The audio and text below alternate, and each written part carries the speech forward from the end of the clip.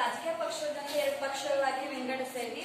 ಅದೇನಪ್ಪಾ ಅಂದ್ರ ರಾಜಕೀಯ ಪಕ್ಷದೊಳಗೆ ಏನೇನ್ ಆಗ್ತೈತಿ ಅಂತ ಮತ್ತು ಅವ್ರ ನಾಯಕರನ್ನ ಕರೆಸಿ ಪ್ರಶ್ನೆಗಳು ಕೇಳೋದಾಗಿರ್ಬೋದು, ಅವ್ರು ಏನೇನು ಜನರಿಗೆ ಸಹಾಯ ಮಾಡ್ತಾರ ಅನ್ನೋದಾಗಿರ್ಬೋದು. ಇವತ್ತು ಅವ್ರು ಎಲ್ಲ ನಮ್ಮ ಮುಂದೆ ಕೇಳಿ ಪ್ರಶ್ನೆಗೆ ಆನ್ಸರ್ ಮಾಡ್ತಾರು. ಮತ್ತ ಕರ್ನಾಟಕದ ಮೊದಲ ಬಾರಿಗೆ MLA ಆಗಿ ಅವ್ರ ಪಕ್ಷದೊಳಗೆ ನಿಂತಾರು. ಮೊದಲನೇ ಪಕ್ಷದ ನಾಯಕಿ ಹೆಸರು ಸುಪ್ರಿಯಾ. ಅವರ ಪಕ್ಷದ ಹೆಸರು ನಾಯಕತ್ವ ಪಕ್ಷ ವೇದಿಕೆಗೆ ಆಗಿದೆ. ನಾಯಕತ್ವ ಪಕ್ಷಕ್ಕೆ ಹಾಗೂ 2ನೇ ನಾಯಕಿಯ ಹೆಸರು ಸೃಷ್ಟಿ. ಅವರ ಪಕ್ಷದ ಹೆಸರು ಪ್ರಾಮಾಣಿಕ ಪಕ್ಷ. ಅವರು ಆಗಮಿಸಿದರು. ಪ್ರಾಮಾಣಿಕ ಪಕ್ಷಕ್ಕೆ ಪ್ರಾಮಾಣಿಕ ಪಕ್ಷಕ್ಕೆಲ್ಲರೂ ಓಟ್ ಹಾಕಿ ಸರ್, ಓಟ್ ಹಾಕ್ರಿ.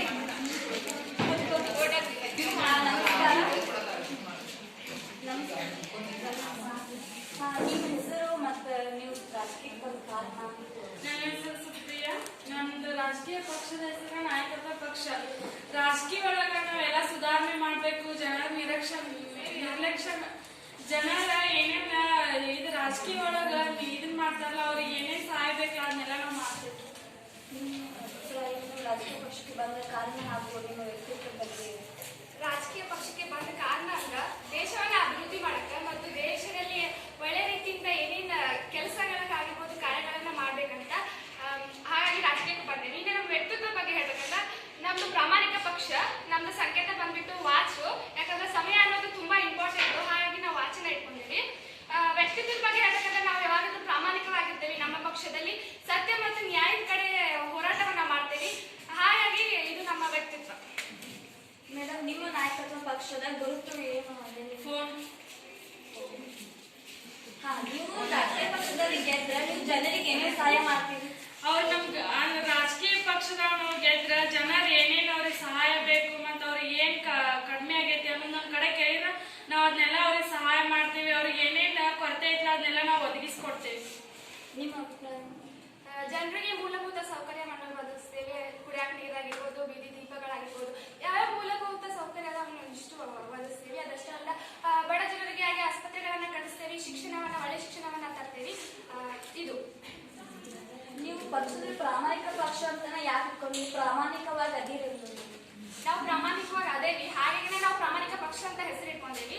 ಇದಷ್ಟೇ ಅಲ್ಲೇ ಯಾಕೆ ಇಟ್ಕೊಂಡೇವೆ ಅಂದ್ರೆ ನಾವು ಸತ್ಯದಿಂದ ಇರ್ತೇವೆ, ನಿಷ್ಠೆಯಿಂದ ಇರ್ತೇವೆ. ಹಾಗಾಗಿ ನಾವು ಪ್ರಾಮಾಣಿಕ ಪಕ್ಷ ಅಂತ ಇಟ್ಕೊಳ್ಳೋ ಕಾರಣ. ನೀವು ಪಕ್ಷ ನಾಯಕತ್ವ ಪಕ್ಷ ಅಂತ ಯಾಕೆ ಇಟ್ಕೊಂಡಿದ್ರಿ? ಅದು ಕಾರಣ ಅಂದ್ರ ಜನರಿಗೆ ನಾವು ಅಂದ್ರ ಅವ್ರು ಏನ್ ಕೇಳ್ತಾರಲ್ಲ ಅದನ್ನ ಅವ್ರಿಗೆ ನಾಯಕತ್ವದಿಂದ ನಾವು ನೀತಿ ಕಾಸ ಅವ್ರಿಗೆಲ್ಲ ಮಾಡ್ಕೊಡ್ತೇವಿ. ಅದ್ರ ಸಲ ನಾವು ನಾಯಕತ್ವ ಪಕ್ಷ ಅಂತ ಹೆಸರಿಟ್ಕೊಂಡಿವಿ. ಜನರು ಮತ ಚಲಾಯಿಸುವಾಗ ನೀವು ಅವ್ರಿಗೆ ಏನೇನು ಫ್ರೀಯಾಗಿ ಒದಗಿಸ್ಕಾಕ ಇಷ್ಟಪಡ್ತೀವಿ? ಅವ್ರಿಗೆ ಫ್ರೀ ಆಗಿ ಏನಂತ ಒದಗಿಸ್ಕೊಳಕಂತಲ್ಲ, ಅವ್ರ ಏನ್ ನಮ್ ಕಡೆಯಿಂದ ಅವ್ರಿಗೆ ಏನ್ ಸವಲತ್ತು ಸಿಕ್ಕಿಲ್ಲಲ್ಲ ಅವ್ನ ನಾವೆಲ್ಲ ಮಾಡ್ಕೊಡ್ತೇವಿ. ಮತ್ತ ಗೃಹಲಕ್ಷ್ಮಿ ಅಂತ 2,000 ರೂಪಾಯಿ ಕೊಡತಾರು. ಅದರಿಂದ ಹೆಣ್ಮಕ್ಳಿಗೆ ಜಾಸ್ತಿ ಎಲ್ಲ ಸವಲತ್ತುಗಳು ಸಿಗತಾವು. ಅದ್ರ ಬಸ್ ಫ್ರೀ ಅದು ಮಾಡಿದ್ಕ ವಿದ್ಯಾರ್ಥಿಗಳಿಗೆ ತೊಂದರೆನೂ ಆಗೈತಿ, ಅದರಿಂದ ಒಳ್ಳೇದು ಆಗೈತಿ. ಅದ್ರ ಸಲ ನಾವು ಅವನ್ನೆಲ್ಲ ಮಾಡ್ಕೊಡ್ತೀವಿ. ನೀವು ಇಲ್ಲಿ ಮತ ಚಲಾಯಿಸಿದ್ರೆ ಫ್ರೀ ಆಗಿ ಯಾವ್ದು ಕೊಡುದಿಲ್ಲ. ಯಾಕಂದ್ರೆ ಫ್ರೀ ಆಗಿ ನಮಗೂ ಫ್ರೀಗೂ ಆಗಿ ಬರುದಿಲ್ಲ. ನಾವು ಫ್ರೀ ಆಗಿ ಕೊಡ್ತೇವೆ, ಆದ್ರೆ ಬಡ ಜನರಿಗೆ ಕೊಡ್ತೇವೆ. ಶಿಕ್ಷಣದಲ್ಲಿ ಬಡ ಜನರು ಕೆಲವೊಂದು ಶಿಕ್ಷಣವನ್ನ ಕಲಿಯಕ್ ಆಗುದಿಲ್ಲ, ಅಂತೇಳಿ ನಾವು ಶಿಕ್ಷಣದಲ್ಲಿ ಅವ್ರಿಗೆ ಕಲಿಸ್ತೇವೆ. ಅದಷ್ಟೇ ಅಲ್ಲ, ಆಸ್ಪತ್ರೆಗಳನ್ನ ಕಟ್ಟಿಸ್ತೇವೆ. ಬಡ ಜನರಿಗೆ ಏನಾದ್ರೂ ಆದ್ರೆ ಅವ್ರಿಗೆ ಚಿಕಿತ್ಸೆಗೆ ತೋರಿಸ್ಕೊಳಕ್ ಕೂಡ ಹಣ ಇರುವುದಿಲ್ಲ. ಹಾಗಾಗಿ ಆಸ್ಪತ್ರೆಯನ್ನ ಕಟ್ಟಿಸಿ ಅವ್ರಿಗೆ ನಾವು ನೆರವಾಗ್ತೇವೆ. ಇದಷ್ಟೇ ಅಲ್ಲ, ಇವರು ಸಮಾನತೆಯನ್ನ ಮಾಡ್ತೇನೆ ಅಂತ ಕೂಡ ಹೇಳಿದ್ರು. ಹಾಗಾಗಿ ಸಮಾನತೆ ಅಂದ್ರೆ ನೀವು ಯಾವ ರೀತಿ ಮಾಡ್ತೀವಿ ಅಂದ್ರೆ ಶ್ರೀಮಂತರಿದ್ದವ್ರನ್ನೆಲ್ಲ ಬಡರಾಗಿ ಮಾಡ್ತಿರೋ, ಬಡವರು ಇದ್ದವ್ರನ್ನೆಲ್ಲ ಶ್ರೀಮಂತರಾಗಿ ಮಾಡ್ತೀವಿ. ಸಮಾನತೆ ಹೇಗೆ ಆಗ್ತೈತಿ ಅಂದ್ರೆ ಈಗ ಶ್ರೀಮಂತ ಇರ್ತಾರಲ್ಲ, ಶ್ರೀಮಂತ ತರಾನ ಬೌಡ್ರನು ಅವ್ರ ಲೆವೆಲ್ ಬೌಡ್ರ ಬಿಡ ಅವ್ರೇನ್ ಬೌಡ್ರ ಅದಾರ ಅಂತ ಎಲ್ಲಾರು ನೋಡ್ತಾರ. ಅದ್ರ ಸಲ ಶ್ರೀಮಂತರನ್ನ ಯಾಕೆ ಜಾಸ್ತಿ ಮೇಲ್ ನೋಡ್ತಾರಲ್ಲ, ಅದ್ರ ಸಲ ಬೌಡ್ರನ್ನ ಶ್ರೀಮಂತ ಎರಡು ವಿಕಲ್ ಆಗಿದ್ರೆ ಯಾರು ಮೇಲು ಕೀಳೋ ನೋಡಂಗಿಲ್ಲ. ಅದ್ರ ಸಲ ಏನೇನು ಬಡವ್ರಿ ಮಾಡ್ತೀನಿ ಅಂತ ಹೇಳೇನಿ. ಆದ್ರೆ ಸಮಾನತೆ ಆಗುದಿಲ್ಲ ಅನ್ನೋದು ನನ್ನ ಒಪಿನಿಯನ್. ಸಮಾನತೆ ನಾವೆಲ್ಲಾರು ಮಾಡಿದ್ರೆ ಸಮಾನತೆ ಆಗ್ತೈತಿ. ನಾವು ನೋಡ್ಬೇಕು ಸಮಾನವಾಗಿ ಅವ್ರನ್ನ. ಬಡ್ರು ಶ್ರೀಮಂತರ ನಾವು ಮೇಲು ಕೀಳಾಗಿ ನೋಡಿರ್ ಮತ್ ನಾವ ಎಲ್ಲಾರು ರಾಜಕೀಯ ಒಳಗ ಮಾಡಿರ ಅವ್ರ ಮತ್ ಜನರು ಹಂಗ ಸಮಾಜದಲ್ಲಿ ಅವ್ನ ಬಡ್ರು ಶ್ರೀಮಂತ ಅಂತ ನೋಡ್ತಾರು. ಸಮಾನತೆ ಆಗುದಾದ್ರೆ ಈಗಾಗಿ ಇಲ್ಲಿ ಕೆಲವು ಪಕ್ಷಗಳು ಬಂದಿದ್ದೆಲ್ಲ ಸಮಾನತೆ ಆಗಿ ಹೋಗ್ತಿತ್ತು. ಅವ್ರು ಮಾಡಿಲ್ಲ, ನಾವು ಮಾಡ್ತೇವೆ. ನೀವು ಮಾಡ್ತೀವಿ ಆದ್ರೆ ನಿಮ್ಮ ನಾಯಕಿ ಬಗ್ಗೆ ನಿಮ್ಮ ಅಭಿಪ್ರಾಯ?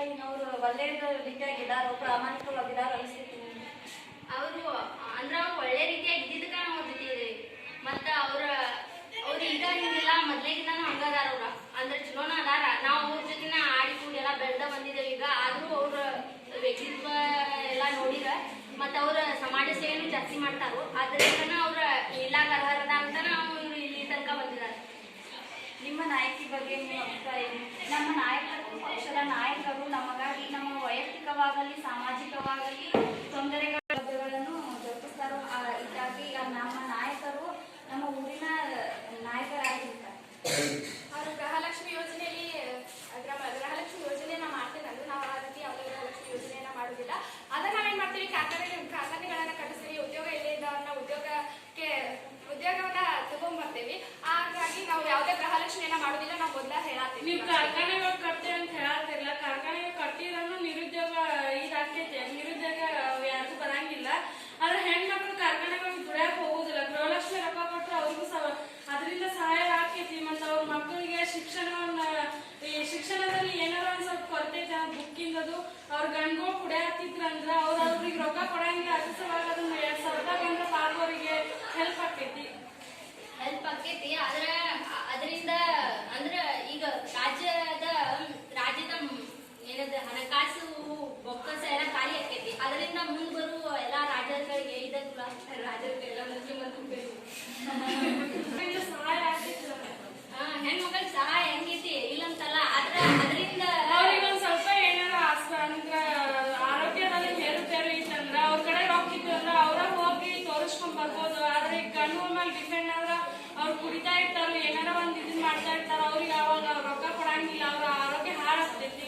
ಅದನ್ನು ನಾ ಒಪ್ತೇನೆ. ಆದ್ರೆ ಬೇರೆದವ್ರು ಅಂದ್ರೆ ಒಂದೊಂದಿಷ್ಟು ಜನ ನಿಮ್ಮ ಮತ ಚಲಾವಣೆ ಆಗೋದ ಸಮಯ ಬಂದೈತಿ. ನಿಮ್ಮ ಅಭಿಪ್ರಾಯ ಏನು? ಈಗ ನಾ ಇಷ್ಟು ಹೇಳಿದ್ರ ಮ್ಯಾಗ ಅನ್ಕೊಂಡಿರ್ಬೋದು ನಾ ಪ್ರಾಮಾಣಿಕ ಅದೇನಂತ. ಸೊ ಎಲ್ರು ನಾ ಪ್ರಾಮಾಣಿಕ ಅಂತ ಅನ್ಸಿದ್ದು, ನಾ ದೇಶಾಭಿವೃದ್ಧಿ ಮಾಡ್ತೀನಿ ಅಂತ ನಿಮ್ಗೆ ಅನ್ಸಿದ್ದಂತ ದಯವಿಟ್ಟು ಎಲ್ಲಾರು ವೋಟ್ ಮಾಡಿ. ನಾವು ಆ ಪಕ್ಷಕ್ಕಿಂತ ನಮ್ಮ ಪಕ್ಷದ ಪ್ರಾಮಾಣಿಕವಾಗಿ ನಮ್ಮ ಪಕ್ಷಕ್ಕೆ ವೋಟ್ ಹಾಕಿ. ನಮ್ಮ ಪ್ರಾಮಾಣಿಕ ಪಕ್ಷಕ್ಕೆ ಎಲ್ಲರೂ ಓಟ್ ಹಾಕ್ತೀವಿ. ಪ್ರಾಮಾಣಿಕ